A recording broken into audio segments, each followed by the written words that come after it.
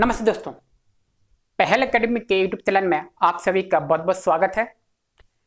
आज हम पॉलिटी में बात करने वाले हैं भाग 1, ठीक है, जिसका नाम है संघ और उसके राज्य क्षेत्र। ठीक है, भाग 1 इसके आर्टिकल्स हैं आपके अनुच्छेद 1 से लेके 4 तक। ठीक, तो देखिए अनुच्छेद 1 में क्या कहा गया है। ठीक है, अनुच्छेद 1 में कहा गया है भारत अर्थात इंडिया, ठीक, राज्यों का संघ होगा। भारत अर्थात इंडिया राज्यों का संघ होगा, अर्थात किसी भी राज्य को संघ से अलग होने का अधिकार नहीं है। तो क्या मतलब है? सबसे पहले तो एक बात जाने, यहां पे एक तो नाम दिया गया है, भारत का नाम क्या होगा? तो 2 ही नाम दिए गए हैं, भारत जो कि इंडिया भी है, और तीसरा नाम कोई नहीं है। हिंदुस्तान इसका नाम नहीं है, ना ही आर्यावर्त इसका नाम दिया गया है संविधान में। 2 ही नाम से जानते हैं, भारत अर्थात इंडिया। क्या होगा? ये राज्यों का संघ होगा। ठीक है, क्या मतलब हुआ? इसका मतलब हुआ, राज्यों का संघ का मतलब है कि राज्य किसी भी कीमत पर संघ से अलग नहीं हो सकते।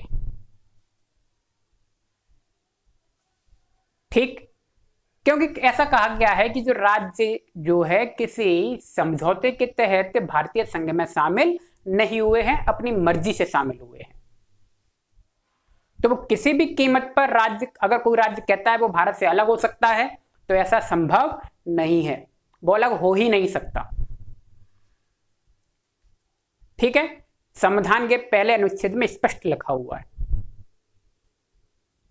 ठीक, आगे चलते हैं। आर्टिकल नंबर 2 क्या कहता है? आर्टिकल नंबर 2 कहता है कि किसी भी बाहरी क्षेत्र जो भारतीय क्षेत्र का हिस्सा नहीं है, किसी भी भारतीय क्षेत्र जो भारतीय क्षेत्र का हिस्सा नहीं है, उसको भारतीय क्षेत्र में शामिल किया जा सकता है। और यह कार्य करने की शक्ति किसके पास है? संसद के पास है। ठीक है, तो क्या मतलब हुआ? आर्टिकल 2 आपका कहता है कि कोई भी बाहरी क्षेत्र जो वर्तमान में भारतीय क्षेत्र का हिस्सा नहीं है, तो उसको भी संसद क्या कर सकती है? अपने क्षेत्र में मिला सकती है। और ऐसा काम कौन कर सकता है? संसद कर सकती है। ठीक है, मान लीजिए किसी क्षेत्र को युद्ध के बाद जीत लिया, किसी क्षेत्र को लीज पर ले लिया, किसी से संधि के तहत ले लिया, ठीक है, तो ऐसे लिया जा सकता है और भारतीय क्षेत्र में शामिल कर सकते हैं। ठीक है, अगला है अनुच्छेद नंबर 3। यह बहुत इंपॉर्टेंट है दोस्तों। ठीक, 3 का कहता है संसद को यह अधिकार है, किसे? संसद को क्या अधिकार है? कि वह किसी भी राज्य के नाम,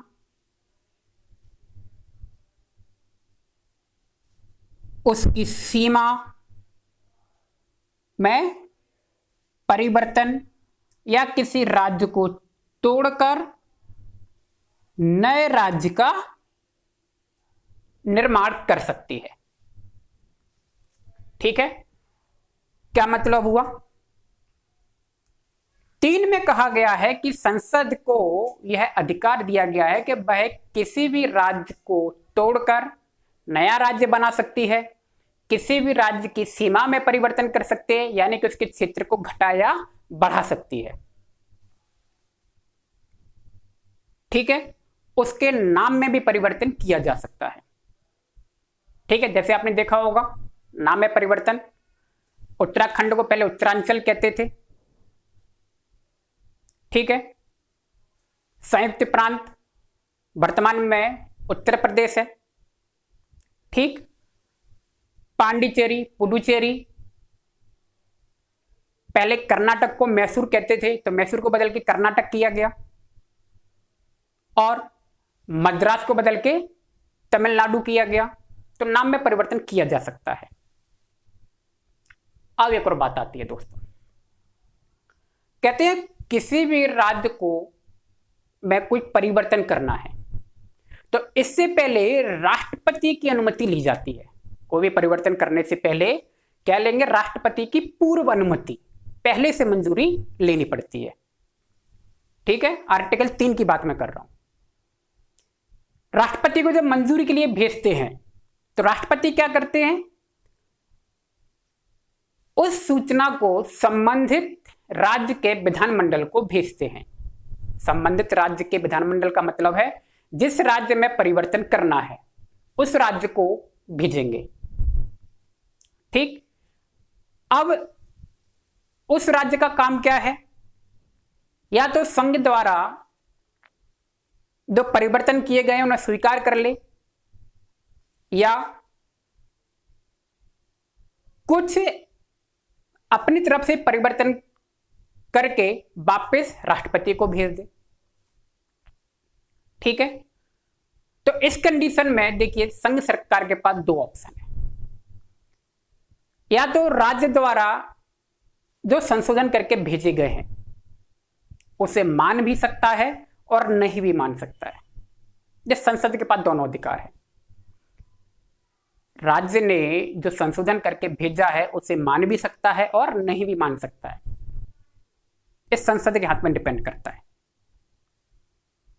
ठीक है, और बाद में क्या कर देगा? संशोधन कर देगा। तो राज्य में जब परिवर्तन करना होता है तो राज्यों के हाथ में स्पेशली कुछ नहीं होता है, सब संसद के हाथ में है।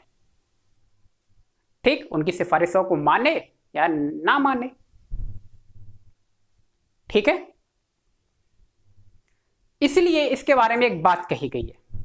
क्या बात कही गई है? विभक्त राज्यों का अविभाज्य संघ। क्या मतलब है इसका? कहा गया है विभक्त राज्यों का अविभाज्य संघ। कहा गया है कि जो संघ है आपका या संसद है वो राज्यों को समाप्त भी कर सकती है। ठीक है, लेकिन राज्य कभी भी संघ को समाप्त नहीं कर सकता, है ना। इसका यही मतलब हुआ कि विभक्त राज्य हैं, कई सारे राज्य विभक्त हैं, और अविभाज्य संघ है, संघ को कोई भी क्या नहीं कर सकता? विभाज्य नहीं कर सकता। ठीक है, तो संसद को यह बहुत बड़ा अधिकार है राज्यों के बारे में। ठीक है, यानी कि संविधान जो हमारा है ये राज्यों के अस्तित्व की गारंटी प्रदान नहीं कर सकता। आज जो राज्य है पता चला कल है या नहीं, उसकी सीमा में फेरबदल या नाम चेंज कर सकता है। ठीक है, अगला है अनुच्छेद नंबर 4। अनुच्छेद 4 में क्या कहा गया है? किसी भी राज्य के गठन, किसी भी राज्य के गठन से संबंधित कार्य जो कि अनुच्छेद नंबर 2 और 3 के तहत किया गया है, अनुच्छेद 2 और 3 के तहत किया गया है, तो इसे संविधान संशोधन का कार्य नहीं माना जाएगा। संविधान संशोधन का कार्य नहीं माना जाएगा। क्या मतलब हुआ इसका?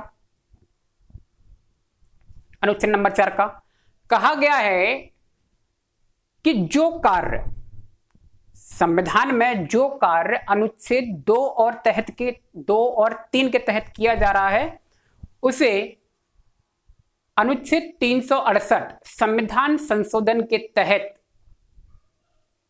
संविधान संशोधन नहीं माना जाएगा। ठीक है, यानी कि एक साधारण बहुमत से इसे पारित किया जा सकता है। ठीक है, जैसे कि आर्टिकल 2 और 3 में किसी भी तरह का संशोधन करना है तो इसे साधारण बहुमत से भी किया जा सकता है। इसके लिए संविधान संशोधन करने की जरूरत नहीं होती है। ठीक है, तो नंबर 4 समझ में आ गया। ये 4 आपके आर्टिकल्स थे भाग 1 में। अब एक बात और, ठीक है, देखिए वर्तमान में आपके 28 राज्य हैं। कितने हैं? वर्तमान में आपके 28 राज्य हैं और 8 यूटी यूनियन टेरिटरी यानी कि केंद्र शासित प्रदेश हैं। ठीक है, अब देखिए दोस्तों, आजादी के समय भारतीय भौगोलिक सीमा में 552 रियासतें थी। कितनी थी? 552 रियासतें। ठीक है, जिनमें से 549 रियासतें भारतीय क्षेत्र में शामिल हो गई। ठीक, लेकिन 3 रियासतों ने इनकार कर दिया था। और 3 रियासतें आप जानते ही हैं, कश्मीर, जूनागढ़ और हैदराबाद। पहले तीनों मिलने से इनकार कर देते हैं, बाद में तीनों पे कार्रवाई की जाती है। ठीक है, और उन्हें अपने क्षेत्र में शामिल कर लिया जाता है। ठीक, अब फिर देखिए इसी क्रम में 552 रियासतें शामिल हो गई। अब देखिए जब रियासतें शामिल की गई थी तो ये देखिए उस समय की डिमांड थी और सारी जल्दबाजी में हुई थी। इस समय बहुत कम था। 552 रियासतों को मेंटेन करना बिल्कुल भी आसान काम नहीं था। उस समय जिसकी कंडीशन आप समझ रहे हैं, नए नए आजाद हुए थे, तो कैसे मेंटेन किया जाता? उस समय एक बलय पत्र पे क्या करवा लिए गए थे? सबसे हस्ताक्षर करवा लिए गए थे, जिसमें हैदराबाद को आप जानते हो पुलिस कार्यवाही के द्वारा किया गया था, खुद से नहीं आया था। जूनागढ़ उन्हें पाकिस्तान में जाके मिलना था, थे गुजरात में, तो उन्हें जनमत संग्रह के द्वारा शामिल किया गया। और वहां पे कश्मीर का तो मुद्दा अलग ही है, विलय पत्र के द्वारा शामिल किया गया। ठीक है, तो ये उस समय अस्थायी व्यवस्था थी, लेकिन अब इसे स्थायी व्यवस्था देनी थी, है ना, क्योंकि अभी तो नए नए शामिल हो गए, बाद में समस्याएं आती हैं, तो विद्रोह हो सकता था, आंदोलन हो सकते थे। तो इसी क्रम में फिर क्या किया गया, इन रियासत जो आपकी बांटी गई थी 552, इनको 4 भागों में डिवाइड किया गया था। भाग का, भाग खा, भाग गा और भाग घा। ठीक, उस समय 29 राज्य बनाए गए थे। ठीक है, अब समस्या उठने लगी थी कि भारत में आप जानते हैं कई तरह की भाषाएं बोली जाती हैं। तो समस्या यही उठी कि भाई जो आप राज्यों का निर्माण कर रहे हैं, इन्हें आप भाषाई आधार पे बनाइए। ठीक, इसी क्रम में एक आयोग बनाया गया था, एस के धर आयोग। कौन सा आयोग था? एस के धर आयोग। ठीक, जून 1948 में। कब बनाया गया था? जून 1948 में। आप देख रहे हैं इसी समय आपका संविधान भी बन रहा है ना। आप समय के कंडीशंस को देखें, संविधान भी इसी समय बन रहा है और समस्या भी चल रही है। धर आयोग जो था 1948 में बना और इसने बताया कि भाषाई आधार पे बड़ी समस्या होगी, कि सभी मिक्स रह रहे हैं, है ना। आप इसे भाषाई आधार पे ना बना के क्या बनाए, प्रशासनिक सुविधा के आधार पर राज्यों का पुनर्गठन करें। प्रशासनिक सुविधा, तभी तो शासन कर पाएंगे। ठीक, लेकिन जैसे ही एस के धर आयोग ने अपनी रिपोर्ट दी, समस्या फिर खड़ी होगी। लोगों की डिमांड थी कि भाषाई आधार पर हो, लेकिन इसने क्या कहा, प्रशासनिक सुविधा के आधार पर हो, तो और असंतोष भड़क गया। तो इसी क्रम में फिर एक समिति आपकी और बनाई गई,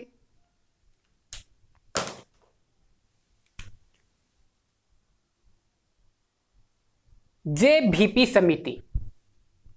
फेमस समिति है जेबीपी समिति। ठीक, कौन कौन थे इसके अंदर? जे का मतलब कौन हुआ? जवाहरलाल नेहरू। जे का मतलब क्या हुआ, जवाहरलाल नेहरू। वी का मतलब हुआ वल्लभ भाई पटेल। और यहां पी का मतलब हुआ पट्टाभी सीतारमैया। 3 लोग शामिल थे जेबीबी समिति में। और दिसंबर 1948 में धरा आयोग ने अपनी रिपोर्ट दी थी। और दिसंबर 1948 में ही जेबीपी समिति को क्या बना दिया गया था कि भाई आप लोग देखें कि प्रशासनिक सुविधा के आधार पर करना है या भाषाई आधार पर। तो इन्होंने भी क्या कहा, इन्होंने भी कहा कि भाई भाषाई आधार पर बनाना क्या नहीं होगा, ठीक नहीं होगा। और भाषाई आधार पर राज्यों का पुनर्गठन क्या कर दिया, अस्वीकार कर दिया। ठीक, अपनी रिपोर्ट ये अप्रैल 1949 में देंगे। ठीक, अब समस्या फिर होगी, भाई इसने भी मना कर दिया जेबीपी समिति ने, अब क्या करें। तो देखिए इस कंडीशन में क्या हुआ फिर,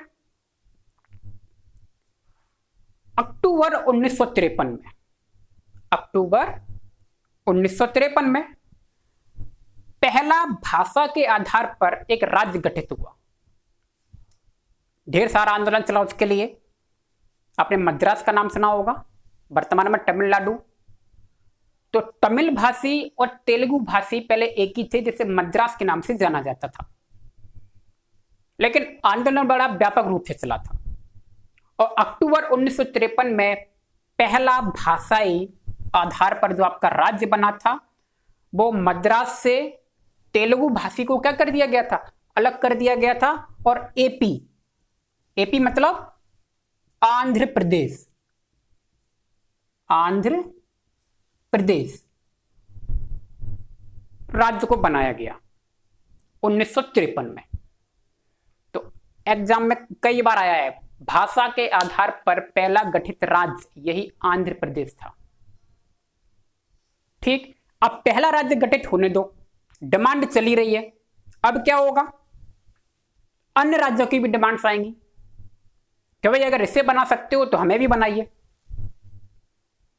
तो इसी क्रम में फिर एक आयोग बनाया गया, फजल अली आयोग। नाम सुना होगा, फजल अली आयोग को दिसंबर 1953 में बनाया गया। अक्टूबर में यह बना। ठीक, 2 महीने दिसंबर 1953 में फजल अली आयोग बनाया गया, जिसके 2 अन्य सदस्य और थे, के.एम. पड़क्कर और एच.एन. कुंजरू। कभी कभी पूछ लेता है इनके नाम। ठीक, तो के.एम. पड़क्कर, एच.एन. कुंजरू, इसके 2 अन्य सदस्य भी थे। इन्होंने कहा कि भाई भाषा के आधार पर राज्य को क्या कर दिया जाए, पुनर्गठित कर दिया जाए, ऐसा फजल अली आयोग ने कहा। ठीक, और 1955 में अपनी रिपोर्ट दी। और उसके बाद से 1 नवंबर 1956 को 14 राज्य और 6 यूटी केंद्र शासित प्रदेश बनाए गए। ठीक, तो फजल अली आयोग ने अपनी रिपोर्ट दी और 1 नवंबर 1956 को 14 राज्य और 6 यूनियन टेरिटरी यानी कि केंद्र शासित प्रदेश आपके अस्तित्व में आए थे। ठीक है, और वर्तमान में कितने राज्य हैं, अब आप देख रहे हो 28 राज्य हैं और 8 यूनियन टेरिटरी हैं। ठीक, तो उम्मीद है थोड़ा सा समझ में आया होगा।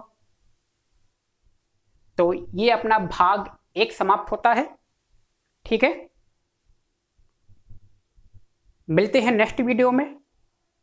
आप सभी का बहुत बहुत धन्यवाद। Thank you.